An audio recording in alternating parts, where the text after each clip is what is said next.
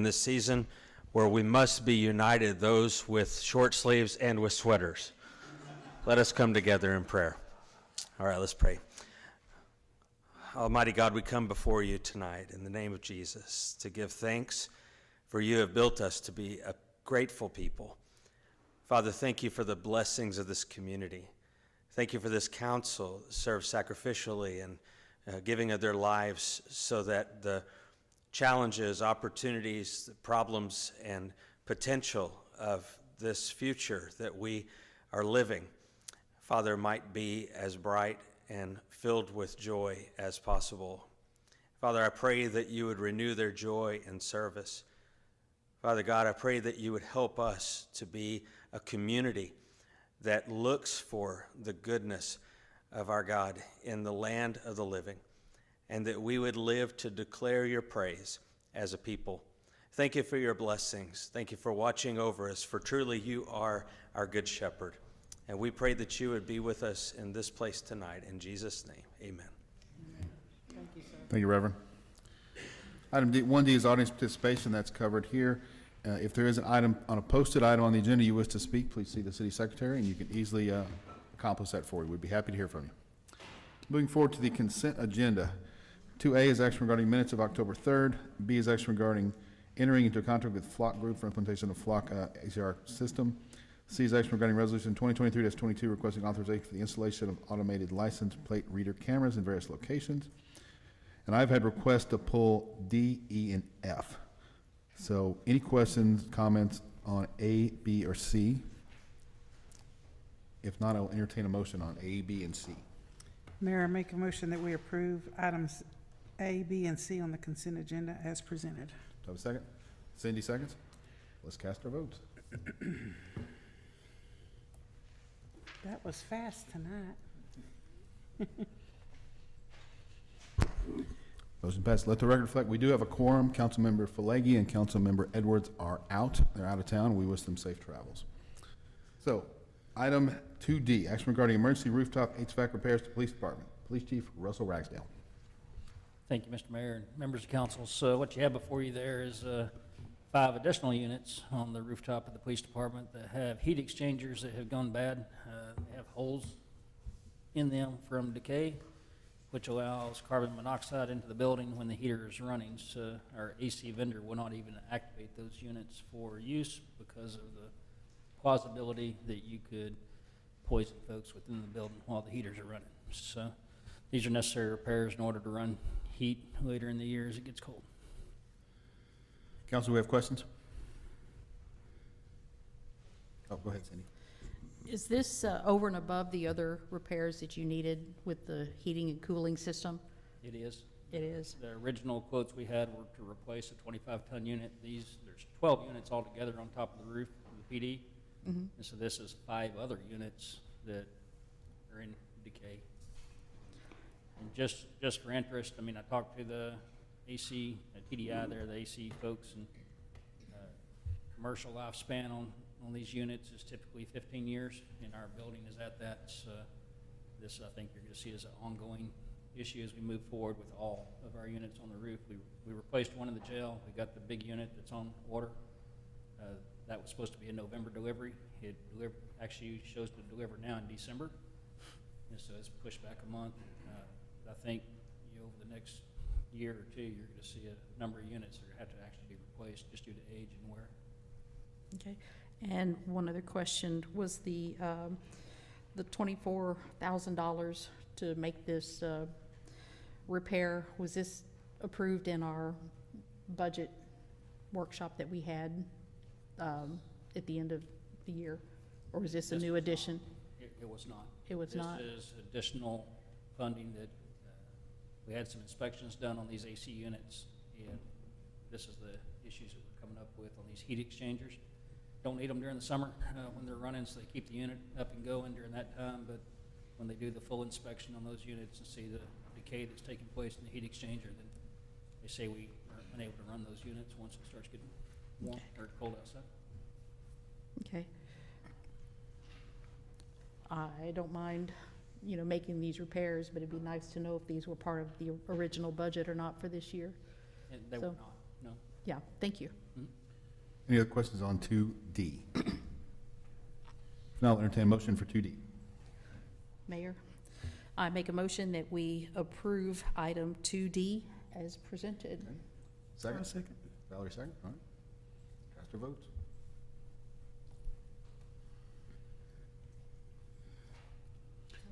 Yes, ma'am? My screen showed that that was for the next item, that we just. Oh, it did. Mine did too. Yeah, it did. We just voted on E accidentally? Okay, we meant to vote on D. That was a vote on D. What did- D, fix that. Delta. Good catch.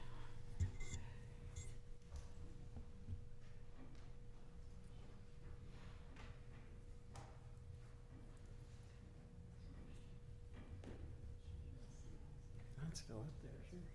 It is, yeah.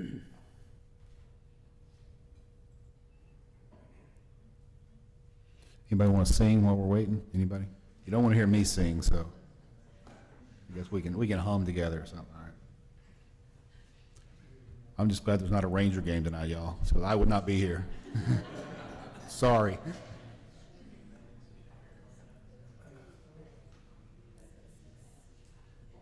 Now you got it.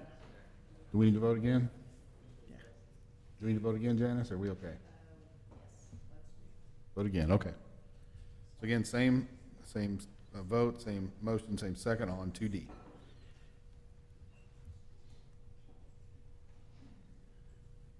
There you go. Motion still passed, thank you. Moving forward, 2E, action regarding professional service agreement with LJA Engineering for planning services. Director of Public Works, Randy Newsom. Thank you, Mayor and Council. This item is for basically the same contract that we had with Peloton. Peloton got bought out by Westwood. They don't offer the planning services. Abra has gone to work for LJA Engineering now, which they're out of Houston. And so it's basically the same contract that we had with Peloton. Now it's just going to be with LJA. Council questions? I have a question. We have a planner. Susie is our planner, right? And Keith is kind of our economic development person. So do we really need this? Because can Susie and Keith not do that? I think maybe Bryn could answer that when we talk about ordinance amendments and plan developments. We found it necessary to have a planner. In my opinion, I've found it helpful to have a professional, experienced planner, and that's taking nothing away from Susie. I think she's very bright, and she's certainly going to get there. Right. But I've appreciated, you've had some more complicated land use issues come before you recently, and it's been helpful to have her just consult to provide, helpful language for some of our agreements and things like that. So Okay. that's just my 2 cents, of course. Right. Well, I was just trying to save the city some money. I mean, I thought, because Susie's doing a good job and Keith does a great job, so I didn't know why we needed another planner, but. Absolutely, and I think, and I don't know if Susie's here, I hate to talk about her behind her back. I guess I'm on camera, so. Right. I personally think Susie can learn a lot from Abra, so that, in the short run, you may not need those consulting services. Right. I've talked to Gabe for some time before you even had a planner, and essentially we're having the Public Works Department do all the planning work, and it's an odd fit. Those are two different skill sets. Right. And like I said, I've just personally found it helpful for the more complex issues to have Abra just as a consultant. And my understanding, and I've reviewed the contract, it's on an as-needed basis. In other Right. words, she doesn't bill unless. Well, I knew it was as needed, but I just didn't know why Susie and Keith couldn't do it, because, Exactly, yes. So that's just my 2 cents. And obviously it wasn't based on my recommendation to retain her, but Right. I've found her skill set to be helpful on the more complex projects. I certainly don't want to throw anything else on Keith's plate, so I think Keith has enough to do, and I like him concentrating on economic development. right. I was But- just asking the question. No, I understand, and I like having Abra's perspective because she works with other cities, so we can learn from other cities as well. So we're sort of getting that. I think it's been beneficial. Mary, go ahead. Yes, she's quite knowledgeable, and I know we do have, I believe, 10 more vacant properties that we're looking at for rezoning. That would be putting quite a bit more work on our staff that is understaffed at the moment anyway. So I think they would be very happy to see her help in that area. Any other questions on 2E? Yes, sir. Oh, go ahead. Do we have any sort of ballpark figure? Because, we just approved, $24,000 for the fire department, police department, and happy to do that. But just kind of an idea, so we know what we're facing in the future, what we're looking at, Based on the prior expenditures, there's $36,000 included in the approved budget for contract planning. Right, so that was already in the budget. That's Yeah, correct. that's what I thought. So this is not new money, it's already in the approved budget. So, Gotcha. okay. all right, any other questions on 2E? Not, I'll entertain a motion. Yes, I make a motion that we approve the professional services agreement with LJA Engineering for planning service. do I have a second? Nick, second? Thank you. Please cast your votes.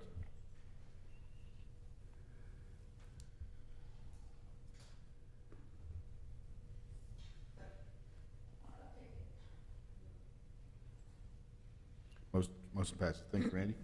2F, action regarding ordinance 2023-29, amending chapter 98 utilities, article 5, cross-connect control of Saginaw City Code, amending regulations governing the cross-connection control program.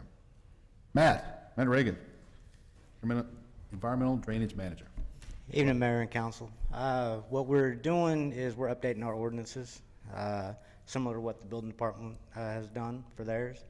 And in this ordinance, very few changes were made.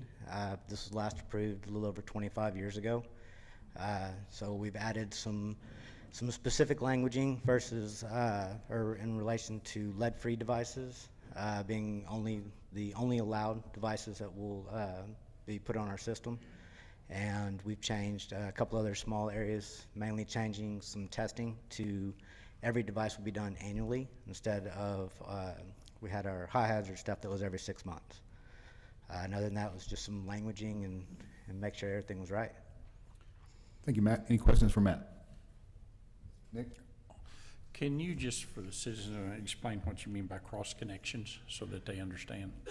Cross connection is any connection to the city's public owned treatment works that could have a contaminant or a pollutant that could disrupt our system.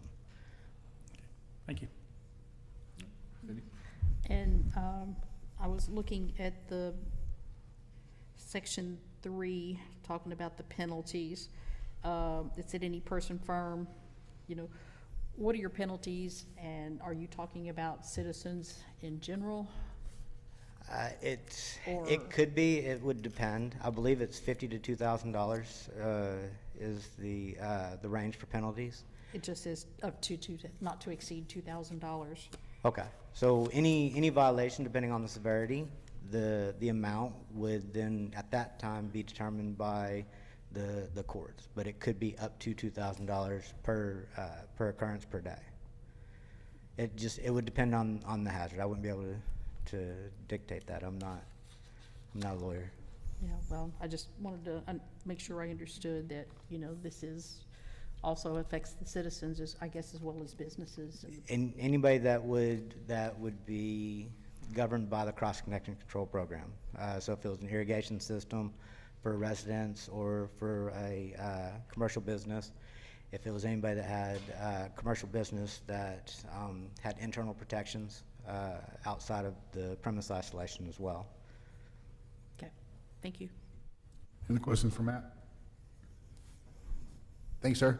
Appreciate it, buddy. I'll entertain a motion on 2F. Mayor, I make a motion, we approve 2F as presented. All right, do I have a second? Cindy, second. Please cast your vote.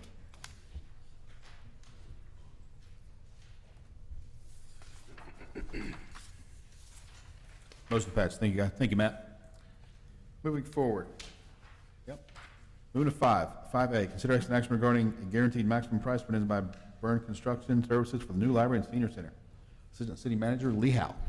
Thank you, Mayor, members of the council. As you're aware, we've been in a design phase for the new library senior center now for about a year and a half. And we're finally getting to the point where we're about to go into the construction phase. So Byrne Construction is our under contract with the city under a CMAR contract to do the construction for the building. They've been working with us closely, and the architectural team really since almost from the very beginning of this project.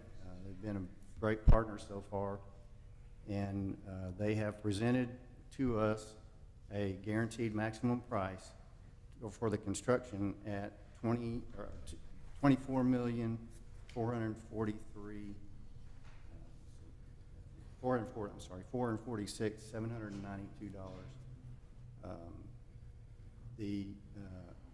I have with us tonight Ryan Balliott and Jason Moore. Ryan is a cost estimator on our project. He has done a tremendous job trying to work with us to keep the cost of this project down. We've gone through a number of cost estimations throughout the design, done a lot of value engineering, trying to find the right products and the right design to get what we need out of the building and reduce the overall cost from it, to make up from the nearly 30 or 40% inflation and price increases that we've seen since this project was originally estimated back in 2019. And Jason Moore is going to be our construction manager on site here. We've worked with him on a schedule, and we have a couple of small details still to work out on the civil engineering part of the design, but we should be able to get under construction where they start mobilization on the site in December, and they're estimating about a 14 to 16 month construction period. Now, Ellen is also here and to represent the library's interest on the design, and Keith Christie, I don't think is with us tonight, but of course Keith has been in on a lot of the planning meetings and design meetings. And I will pause there and open it up for any questions. We've got have some slides here to illustrate some things if you would like to see them, and we'll try to answer any questions, and Ryan and Jason can certainly jump in. Why don't you start walking through the slides and we'll ask questions as we go? How about that? Okay. Let's do that. Well, you'll see the opening slide here is just a color rendering of the front of the building. It's the building, of course, just a review, is about 40,000 square feet. About 30,000 of that is on the library side, and about 10,000 plus is dedicated to the senior side. This is just showing the front of the building. There's a lot of area to the back of the building, but we don't have good renderings of that, just have some diagrams. Chief, are we not calling this the John Ed Keeter Library anymore? No, I believe it's been decided just to call it the Saginaw Public Library. Okay. Yeah, I think the Keeter building will stay the John Ed Keeter building, just it won't have a library attached to it. And I don't know how else to illustrate the overall site plan here. I know it's difficult to see on the screen, but we have about 5 acres on the site. You see the footprint of the building there. Move to this slide is a little less cluttered, but kind of shows you the parking lot area. As you'll recall, we purchased a small lot there to the side, to the east side of the main lot, which has been turned into parking, which we needed to make our prescribed number.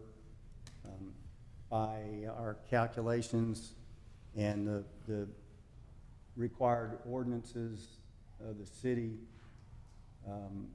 the building could potentially possibly hold 920 people for the square footage, and by the ordinance, we have to have one parking space per 4 people.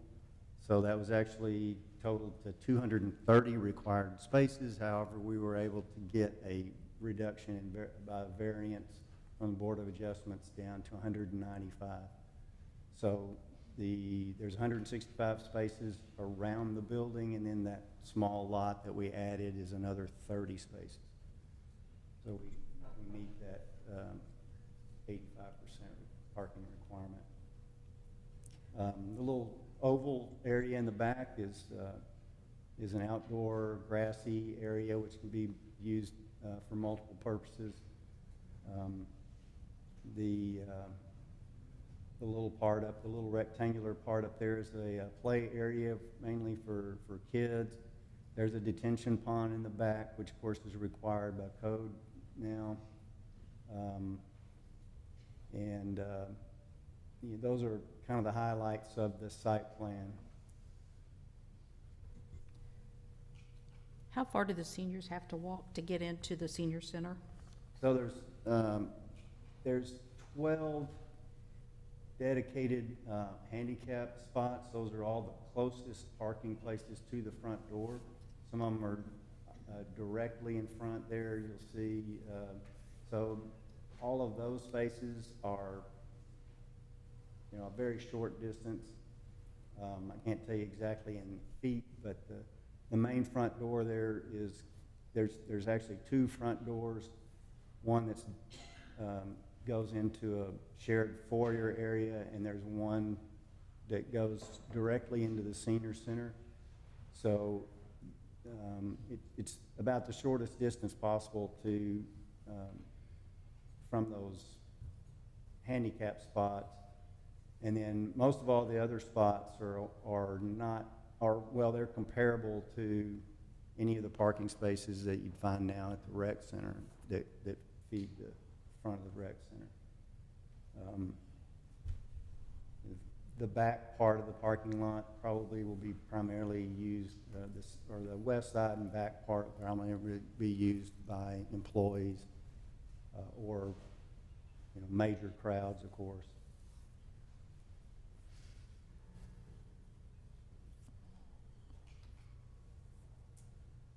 So this just gives you the floor plan. On the left-hand side is the library. This is just showing the first floor of the library. On the right-hand side, of course, is the senior center side. Just a couple of things of note here. There's 2 large restrooms, both of which open into the senior side. So that's where, probably the largest daily crowds will be in concentration. There's another small restroom located in the senior center. The senior center has, like I said, about 10,000 dedicated square feet. One of the biggest advantages of the senior center as it's designed is the utility of the various rooms that can be activity rooms or have different activities at one time. So like right now when they're operating in the rec center, they're pretty much restricted to one event, one type of event at a time. And they'll have the opportunity to have multiple things going on. I think the planning and scheduling of some of their events and activities will be a lot easier to, and could even overlap, where now that's very difficult to do in the rec center. There's a multi-purpose room there, which is, on the north side of the senior center building. It's subdividable into 4 separate rooms, or it can be opened up into one large room. And then, of course, on the library side, they also have the advantage of having obviously a much larger space than they have now, and some dedicated areas for adults, teens, and smaller children, and a lot of areas for various activities. And there's a second floor to the library plan. This is just isolates the library and then the senior side, and come back to these if you want to look at them in more detail. This is the detailed part of the second floor. So you'll see it's set toward the center of the building and as far away as we could get from the west fence there, which so that it won't be staring down into people's backyards along that western perimeter.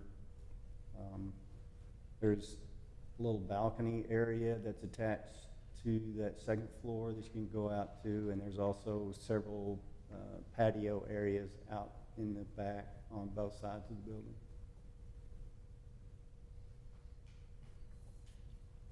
So that's about all I have in general right now, so I'd be more than happy to answer any questions. Council questions for Lee? Mary, go ahead.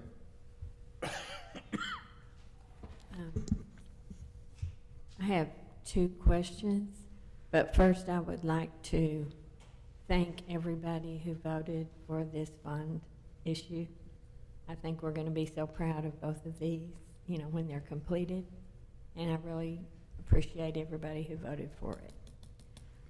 One question I have is, will there be some money in the budget to add some public art to the facility? Yes, there's an amount of public art fund. Also, and it can be dedicated to either side or both sides. The library board is also working on a couple of possible donations for public art.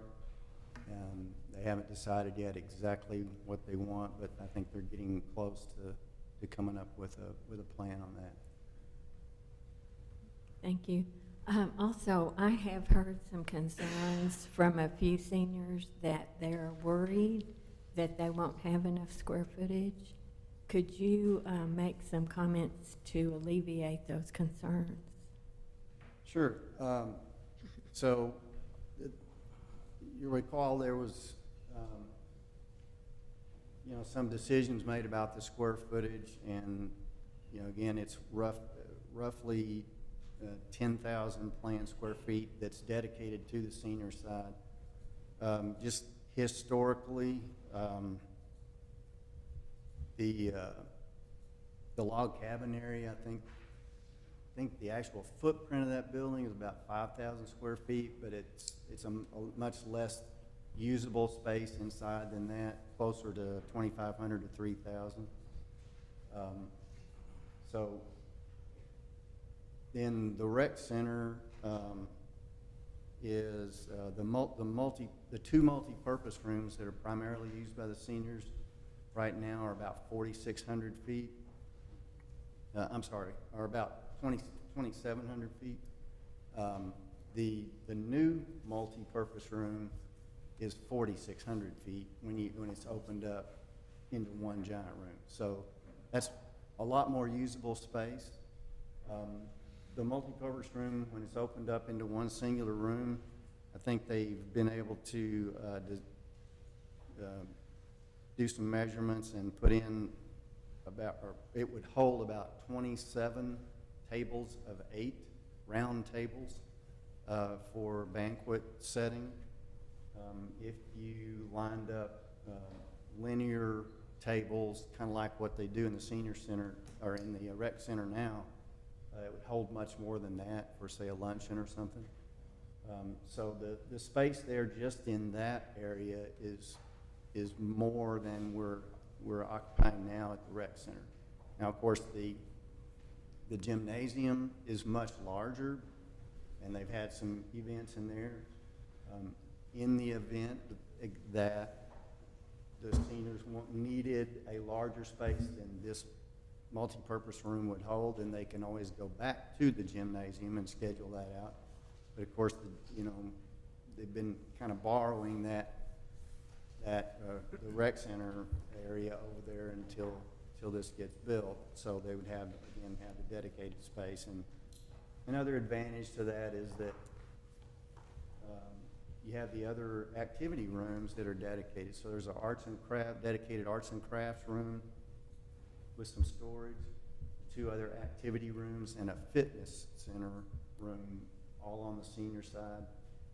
There's an arts and crafts store planned, and then, of course, some office space toward the front of that, the senior side design there. So there's a lot of things that are added to it that we don't have now available in the rec center.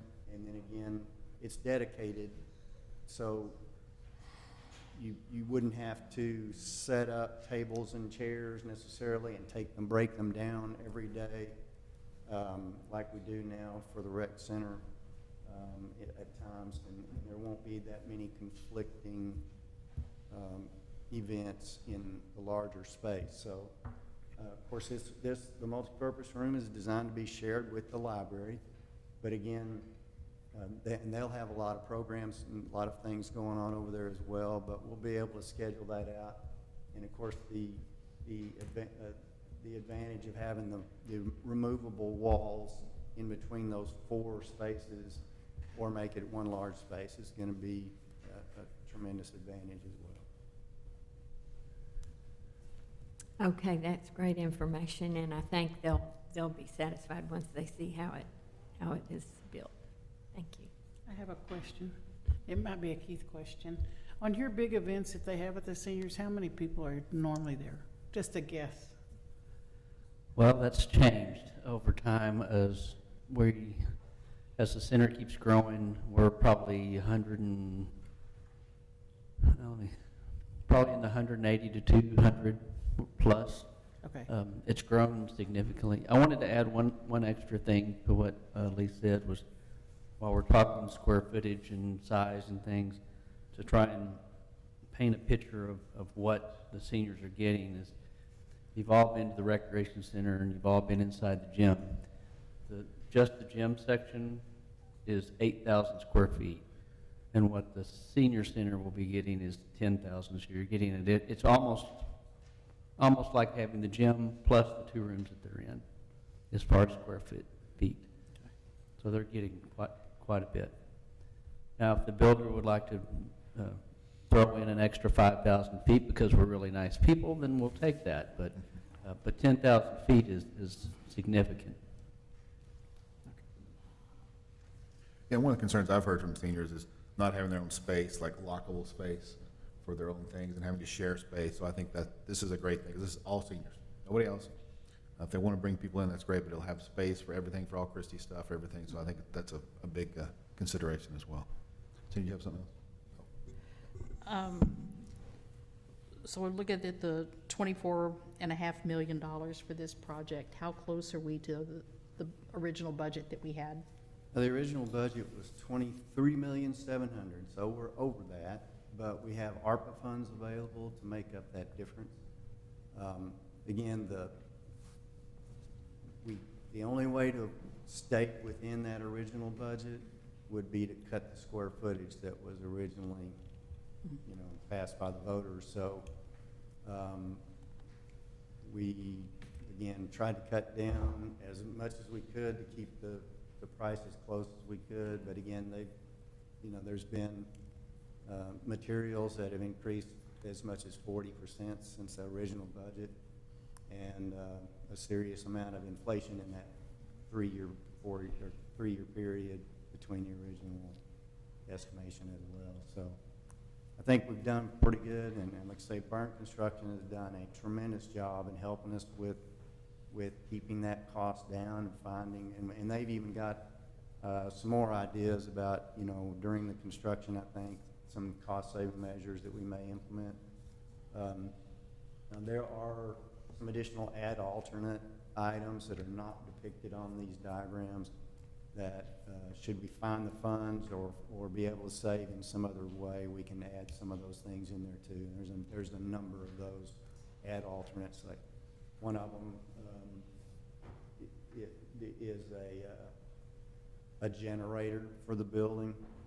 We're gonna have the conduit put in to accept the wiring and the generator at a later date when we can afford to put one in if we decide we need to, but that was something that we had originally wanted to try to do in every building now that we build. It's just sort of the prudent thing to do, but we'll have to wait on that. It's a considerable amount of money that we felt was better spent somewhere else. And there's several other things. Some of the features, like some sliding glass doors from the foyer area into the library is another one of those ad alternate issues that we'd like to have, and if we can afford to, and we get later on down the line, we'll implement that. But,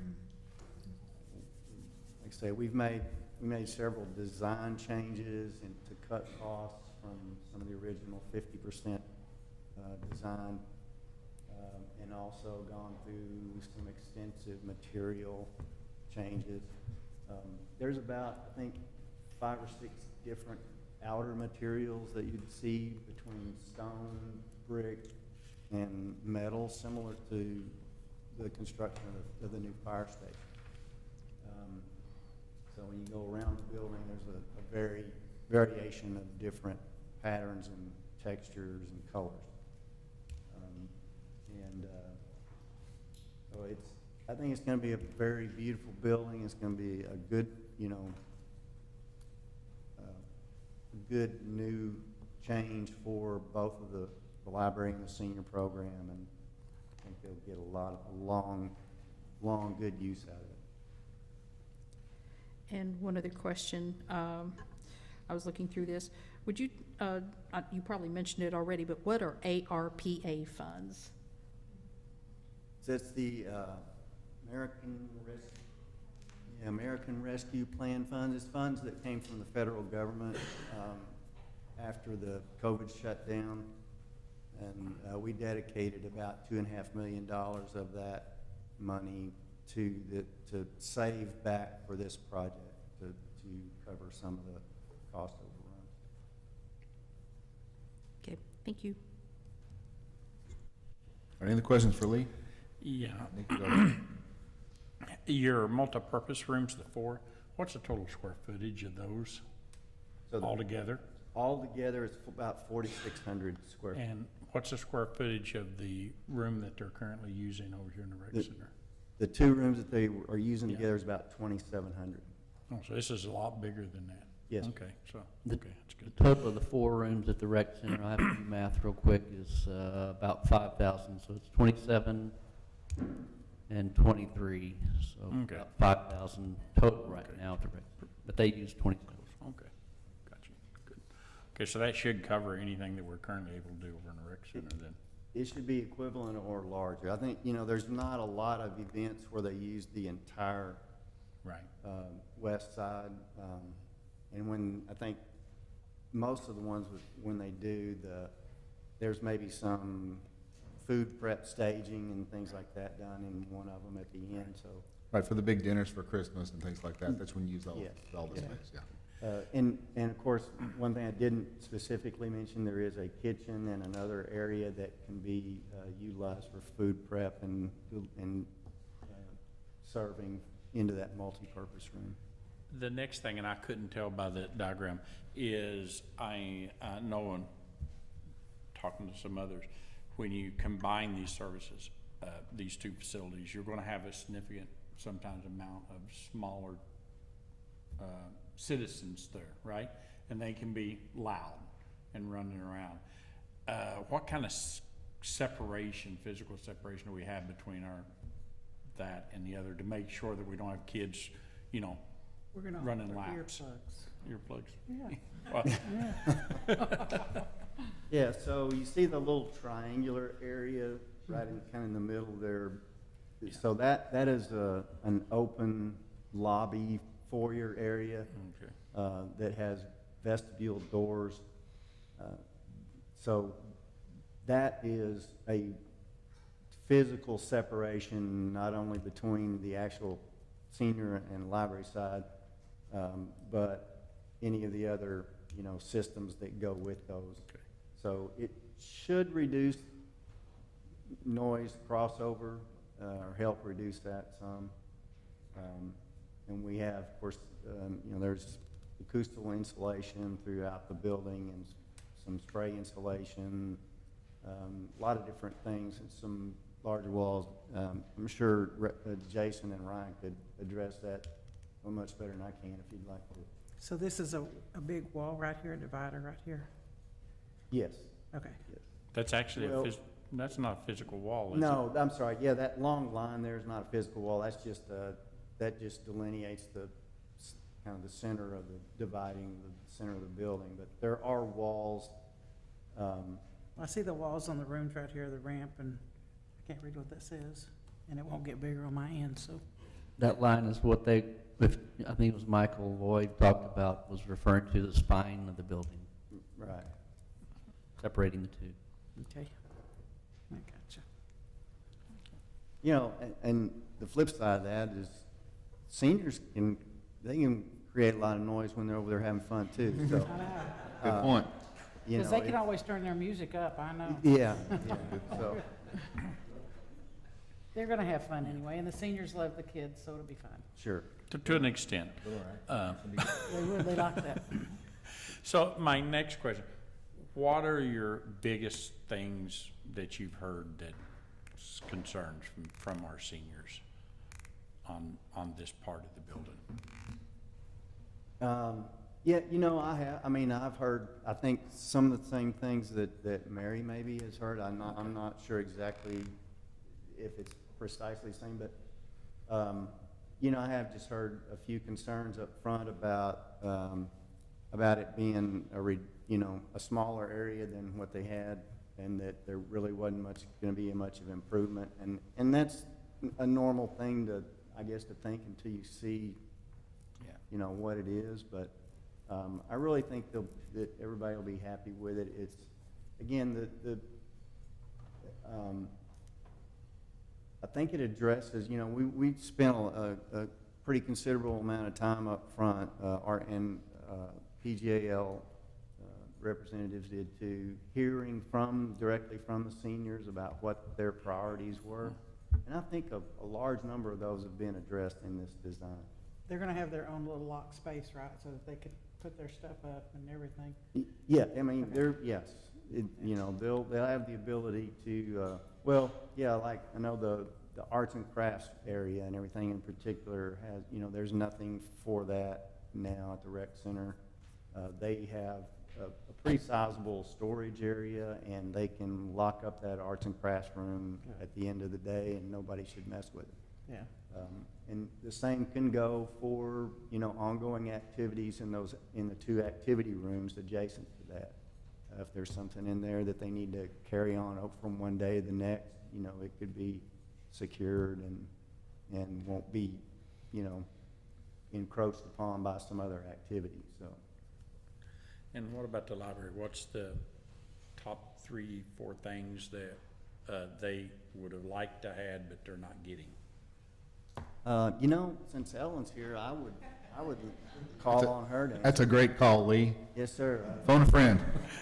Ellen never wants for anything. She's always so happy with what she's got.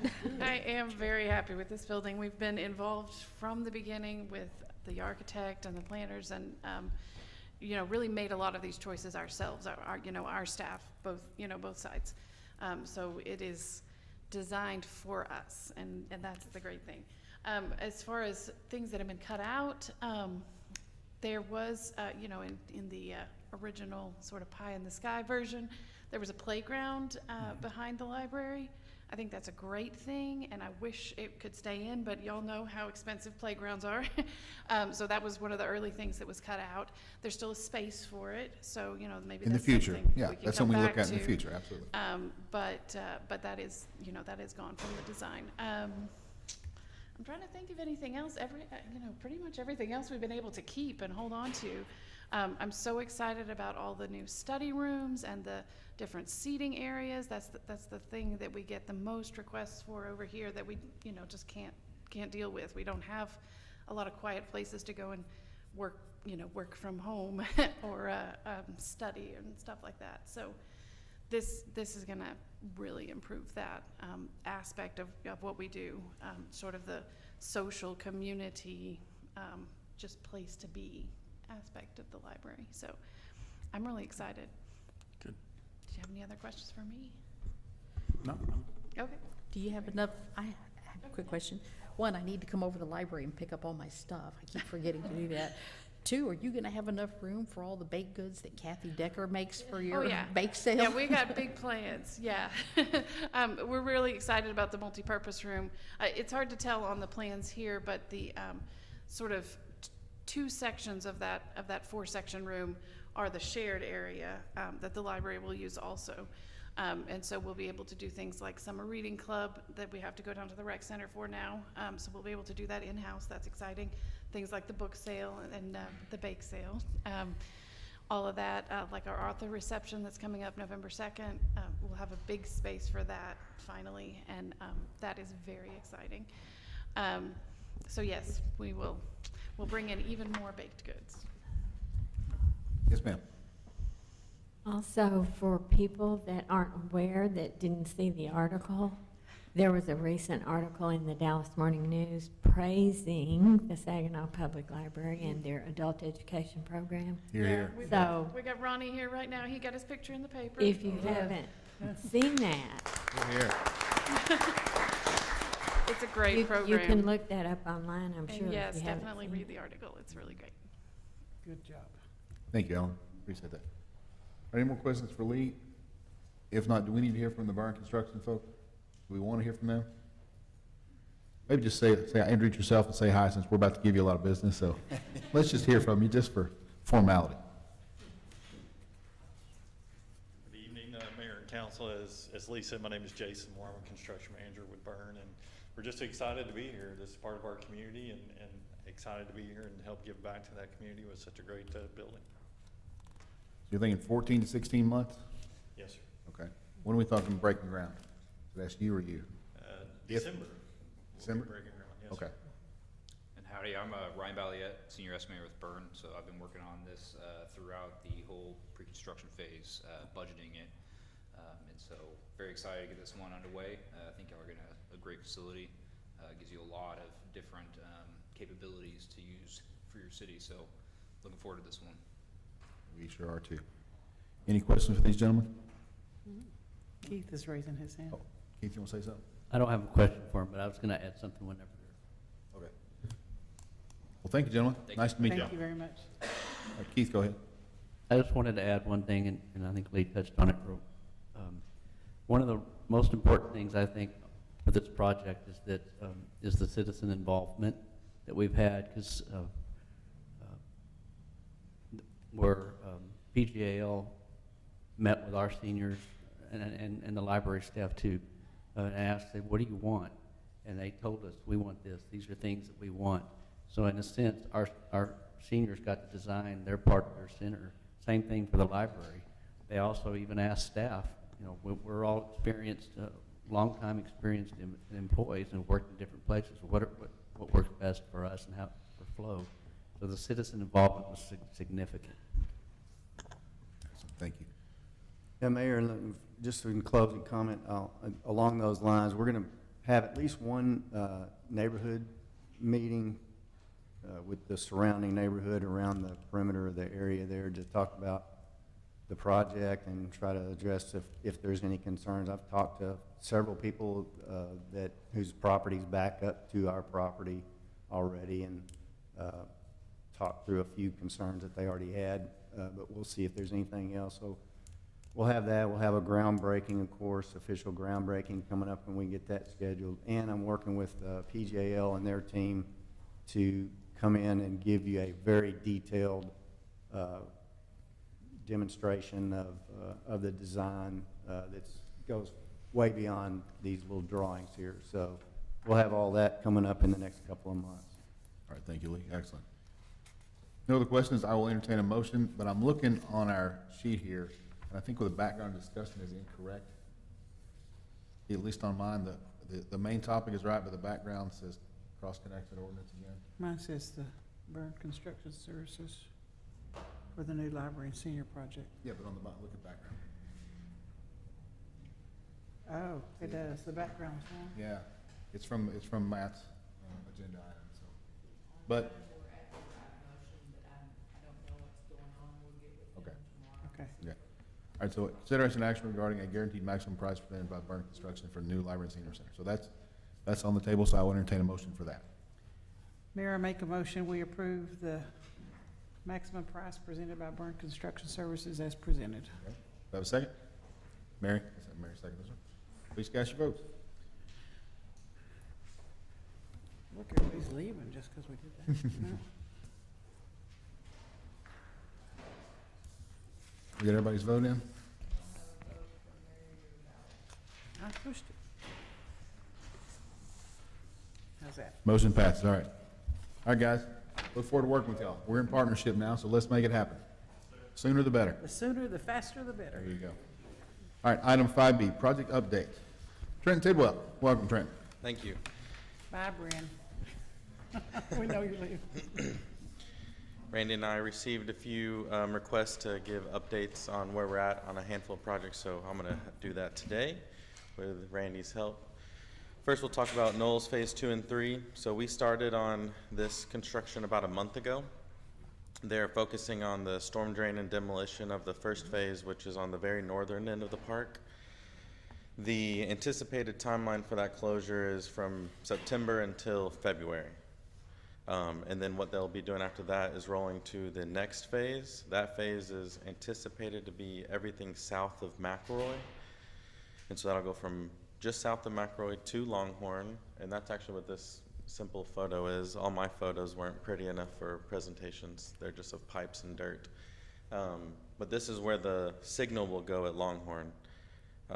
So that phase will last about 9 months. When does that start? It is anticipated to start in about March of '24, and I meant to preface all of this, these construction timelines change quite a bit, and I actually built this presentation and everything, and then I received a schedule update from the contractor at like 4 p.m. today. So I double checked it, and all these are pretty close, but some things, it was like a few weeks off, yeah. Yeah, so ballpark, it'll start spring of next year and go through the rest of the year. What we're looking to do with that southern phase is to break it in halves, like east-west, so it won't be a full closure. We'll just always have traffic running northbound. So hopefully folks will get used to that, and that way it won't be a big inconvenience. The last phase will be the intersection of McElroy and Knowles, and that'll last about 6 months. So I anticipate that to start early '25 and end about as the summer ends, so perhaps late July, August, around then. Any questions on that before I move on? Okay.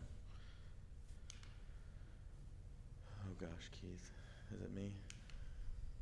There we go. In Highland Station, I've got a few slides for it, but first we'll talk about the berm and the restroom, and Randy can take over at any point, but I know y'all built the berm a while back. Yep. Up against the apartments. We've been waiting for it to not be scorching hot to plant those trees, but I think we're almost ready for that. So we're in the process right now of, we've located where we're gonna tie into the irrigation system to run the pipe up there for water. And you'll start seeing some trees start going in here in probably the next month. We'll get the trees planted. We're gonna do some, we mowed over there. I don't know if any of you have been over there. We took the track mower over there and we mowed all the way around that berm and dressed it up a little bit. And then we'll be putting some grass seed and things on there after we get the irrigation system in along with the trees. Okay. When you cleaned it up a little bit, did you pull the dirt back off the corner of the ballpark? That's what we're gonna do that and build a little retaining wall up to hold that up. Yeah. Yeah, I'd had several citizens ask me about that, and I told them that you all were still working on it, so. Once that dirt settled, we knew where it was gonna go, then we'll come back and put that retaining wall Good. up there. The other item on this slide is the restroom that's being installed at Highland Station Park. I'll give you an update on that Go today. ahead. So, good news, the restroom arrived today. We set it in place. It looks really good. I didn't have any pictures because I didn't know for sure if they were gonna get here today or not, because sometimes they tell you they are and then they don't show up. So, it is there. We're now in the process, we get the utility guys in there, get the plumbing hooked up, electrical hooked up, and, we get that thing in operation. I think they started tearing down the old one today, so, starting to take shape over there. When's it gonna be open for business? I'm gonna guess about 2 weeks. Gonna take about 2 weeks to get everything done. So you can show us next meeting what it looks like. Absolutely. Okay. there you go. He'll do an on-site demo if you want to go. That's okay. Sure. No, thank you, though. You wanna be first? Goodness.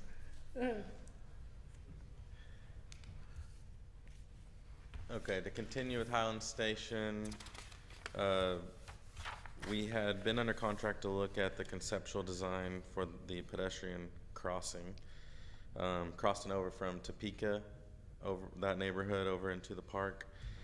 And what I wanted to, a broader view is we're just about finished with conceptual design, but after doing several site visits and talking with Randy about how much the maintenance is over here, this project has kind of morphed and grown, so we're going to talk about that.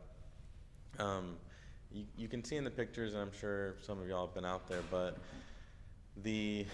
hearing from Randy, the maintenance is pretty intensive out there, and it's hard to keep up with. The erosion issues, especially as you travel further north and south, it gets real close to those homes.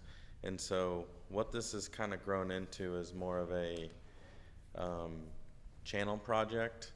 And I think, you know, after game planning this, it would be hard to bring an improvement to the table without addressing the issues. And so what we're looking at right now is improving the entire channel, as you can kind of see on your screen, from the outfall, which is actually on the north side, down to where that existing playground is. And so obviously that significantly increases the scope of the project. And so what the phase we're kind of in right now is getting a better grasp on what that cost will actually be. Working with Kim and Randy on how we may be able to fund that. I don't think it would be immediately. Randy's kind of talked about doing it in phases, perhaps 3 separate phases, with the first phase having the pedestrian crossing up on the north side. But what I'll say is, as we're looking to finalize that, the Parks Board has seen the updated concept and kind of understood the concerns with the channel.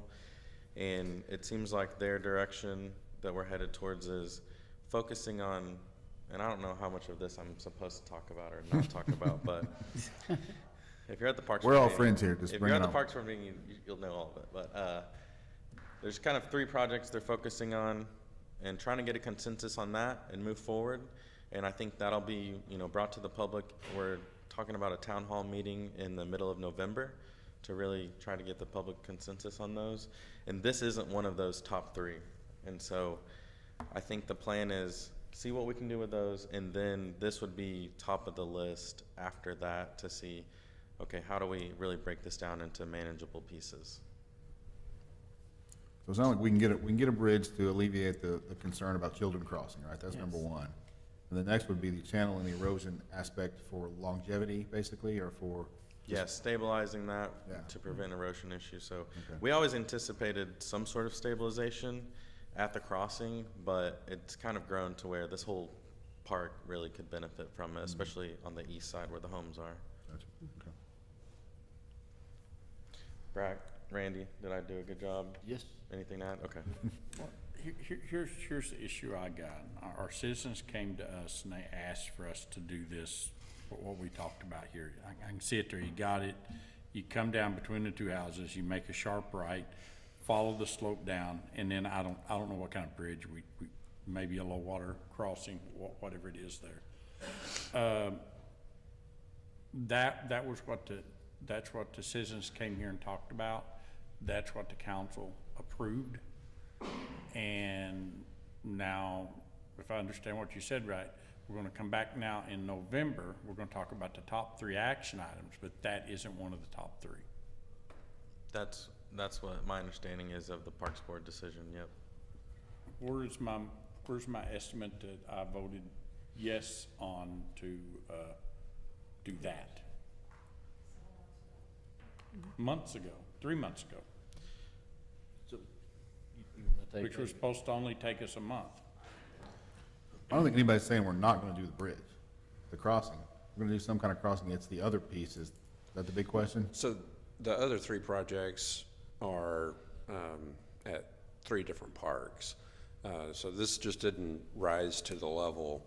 What we wanted to do is we didn't want to get a pedestrian crossing put in and then turn around and go, okay, now we need to spend more money to fix the erosion issues and have something happen to that crossing out of hand. You know, we didn't want to spend all of that money putting in the pedestrian crossing and then turn around and go, okay, now we've got to commit more money to fixing the drainage and erosion issues, and we really didn't see as a part of the crossing initially, but they're there.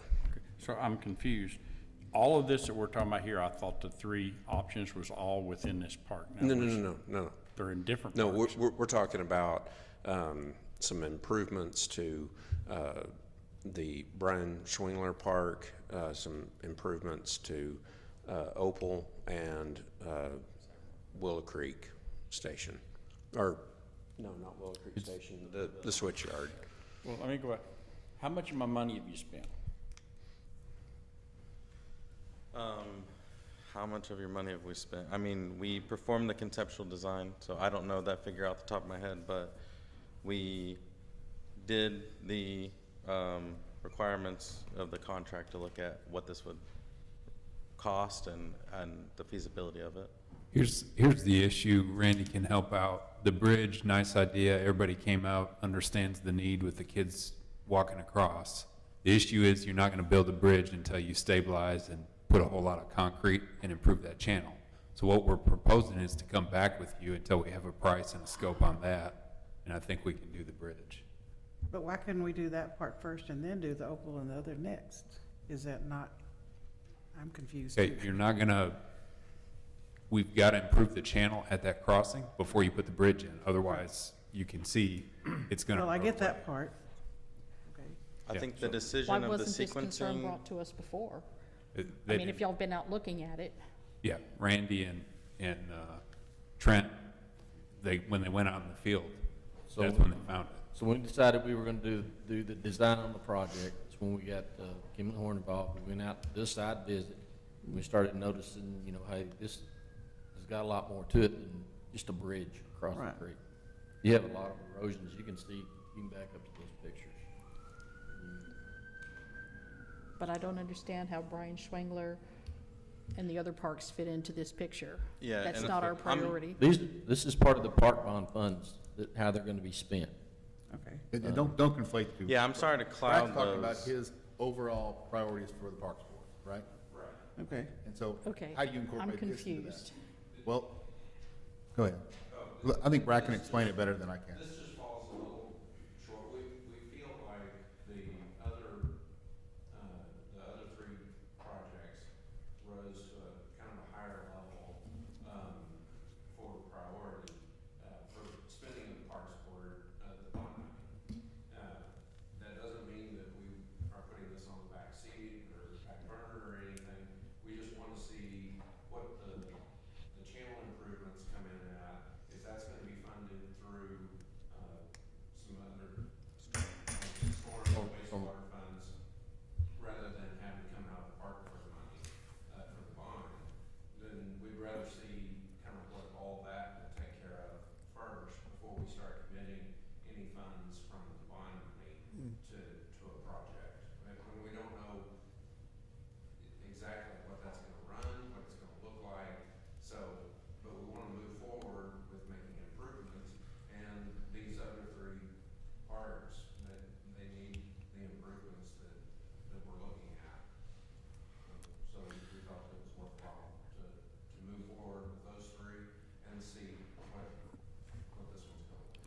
This is the exact concern I raised when we brought this up, in that, you know, we were gonna spend, I think it was about $18,000 to do this, and was gonna come back with a estimate to build the Golden Gate Bridge across that. And I was very concerned about it, that we would come back and it would snowball. I distinctly remember talking about that. And we had citizens here, multiple citizens that came and talked. And so the council, you know, I've had people, citizens, in which I'm accountable for, that has periodically sent me, hey, what's the status of this? Well, and I tell them, oh, they're working on it anytime now. So now the problem is, I'm gonna have to leave this meeting, I'm gonna have to go to my constituents, and I'm gonna have to tell them, you're not getting this, and I can't tell you when, but I can tell you that we have now put 3 other things before them, and I can't tell you when those will be done either. So, you know, let me describe, understand the frustration, but the intent, everybody recognizes the problem. None of the people in those pictures care about that bridge if it's going to impact their property, which the erosion issue has been demonstrated to be the greatest issue. The intent is to come back with the bridge and the first phase to do that bridge, and then come back and phase it, because we probably can't cash flow it all at once. We do the same thing with channel improvements like out here. As the drainage fund builds up, we go ahead and fund phases as we can. So if somebody asks you, why is it not right now? Tell them it's coming. We just don't have the exact numbers right now. Is that fair, Randy? That's fair. Yeah. That's what Misty and her team are doing right now, is to put together the cost for the channel improvements, to where we can get with Kim to see how we can look at funding the drainage improvements over there in order to support that. I mean, you bridge.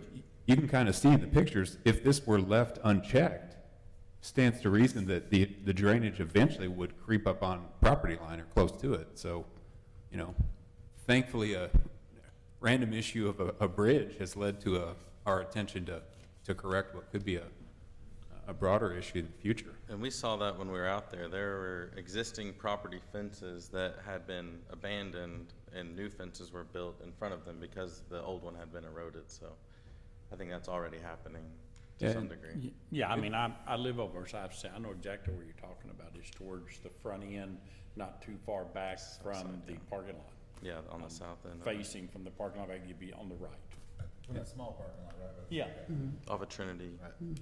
Understand. All right, so what's the timing? When do you think you can come back with some numbers for us?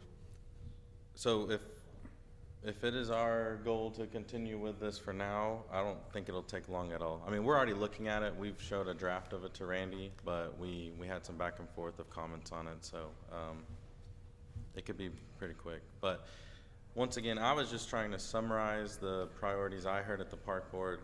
We don't really have control over that or an opinion. We're willing to do whatever. So do you expect to have an estimate for us by the end of the year? So, oh, certainly, yeah, yes. So what do we get in November?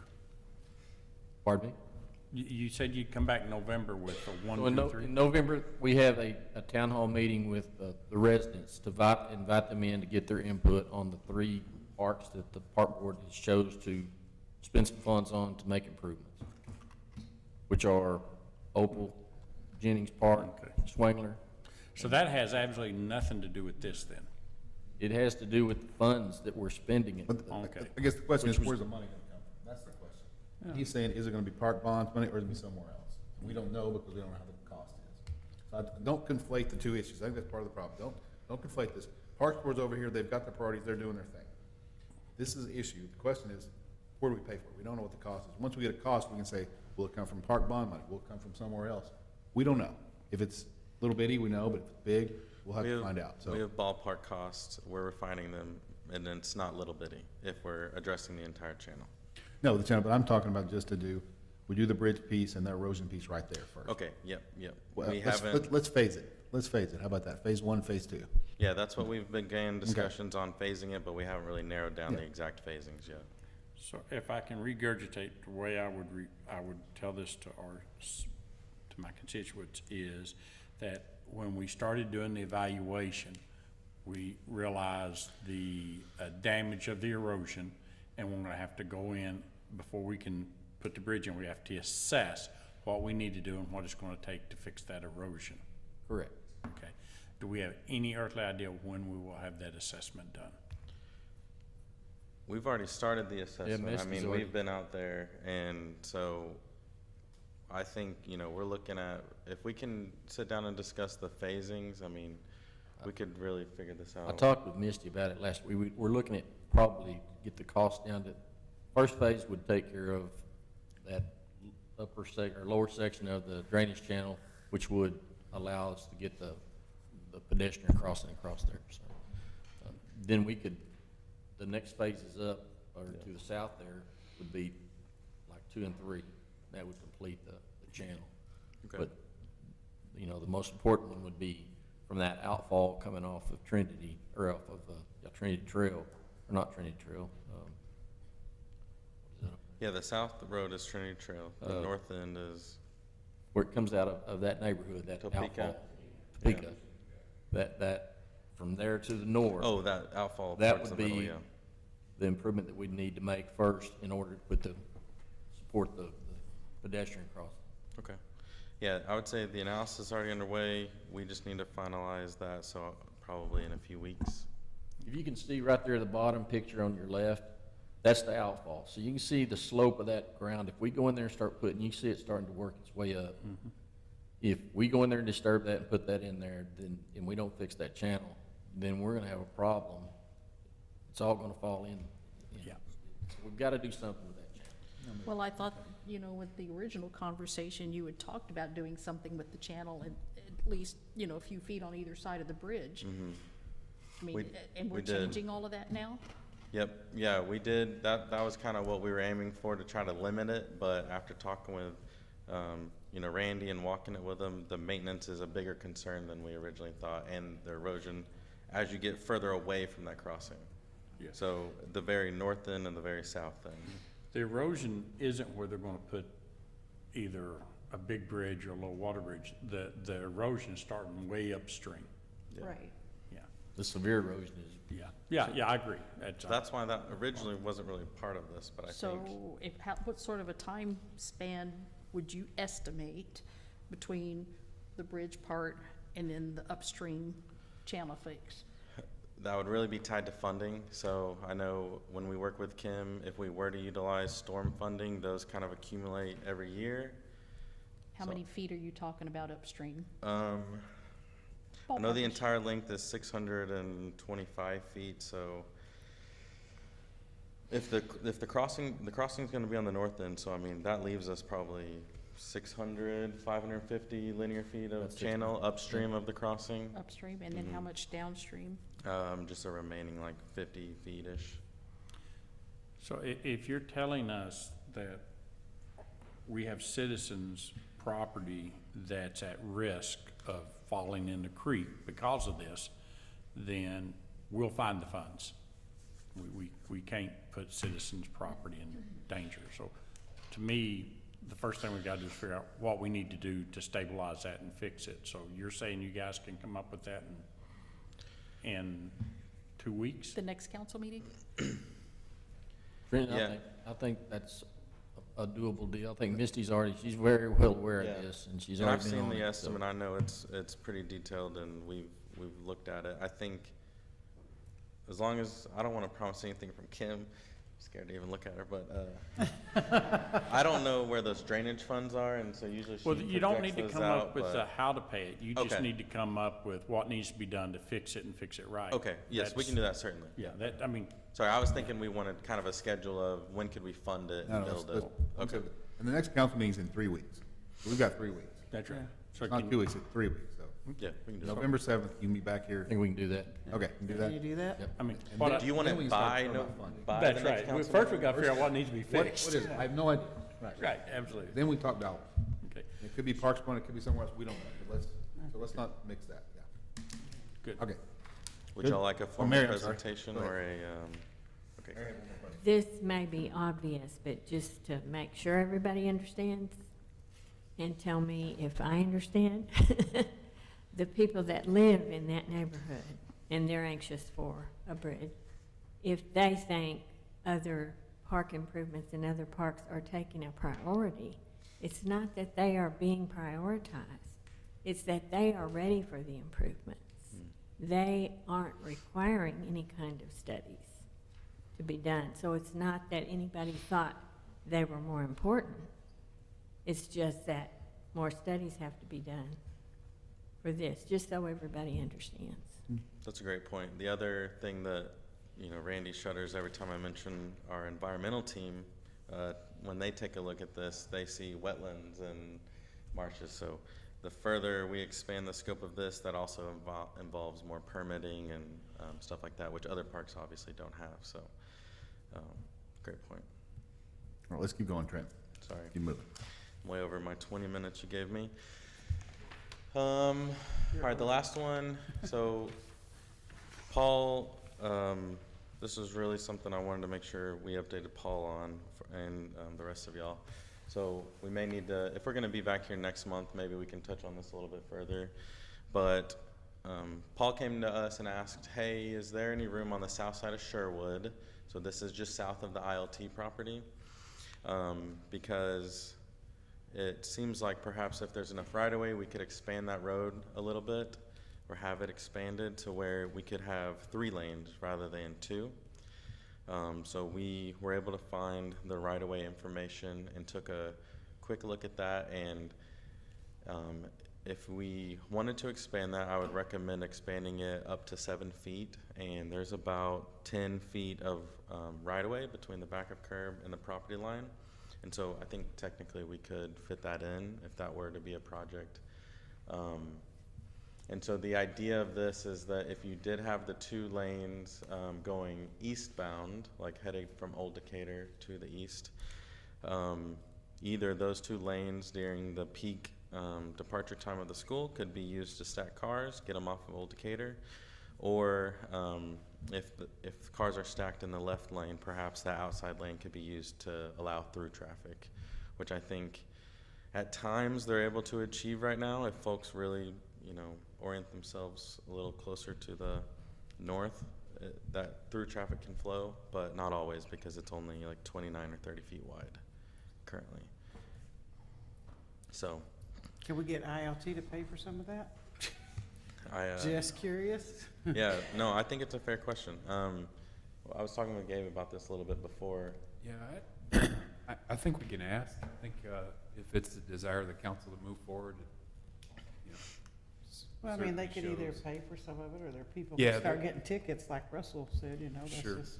They're planning, and we're trying to get a date when the improvements that they've submitted, when they're going to construct, likely not going to be during the school year. So we anticipate, you know, probably the break after the holidays.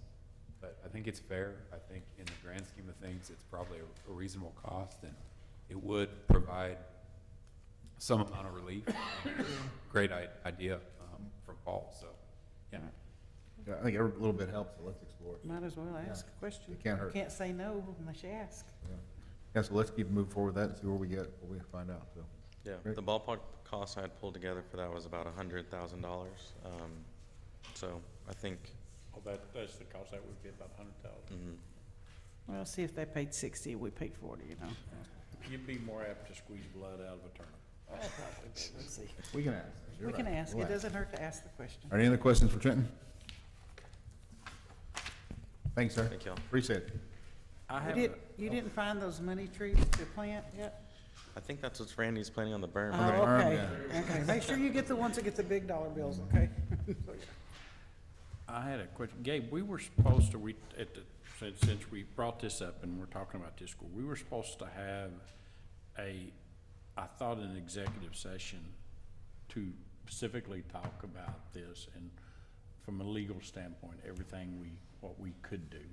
Wow. How could we bring to bear at the last time we talked about this On the ILT? school? Yes, for Oh. the ILT. All the way up and including but not limited to Suno. Yeah. I think, Bryn, the last time we brought it up in open session, you know, kind of explained, we're doing the extent of what we can. Now, we have been trying to arrange a meeting to discuss with some of their staff. And again, we would like to hear from them when we know they've submitted plans for the improvements. Randy's got that they've committed to about 500,000. It's just a matter of when they're gonna construct them, so. But you know, also Brent said that it's just like our public schools, so you have to be careful. Yeah, let's not talk too much of this since Yeah. Brent's not here. Yeah. So let's be very Yeah, careful. I can certainly get an update from Brent and just have Brent's. Let's ask Brent's opinion if we need an executive session or something to talk about this next time. Well, that's what I said, that was Yeah. what we, that we've been to this exact same spot before, and Let's ask Brent's opinion on this, see where we are, and we Sure. can discuss that next Yeah, week. So, we can do that. all right, that's it. So I will entertain a motion to adjourn. Mayor, I make a motion, we adjourn. Cindy, second? All in favor, raise your right hand. Done. At 7:22, we're adjourned. Thank y'all.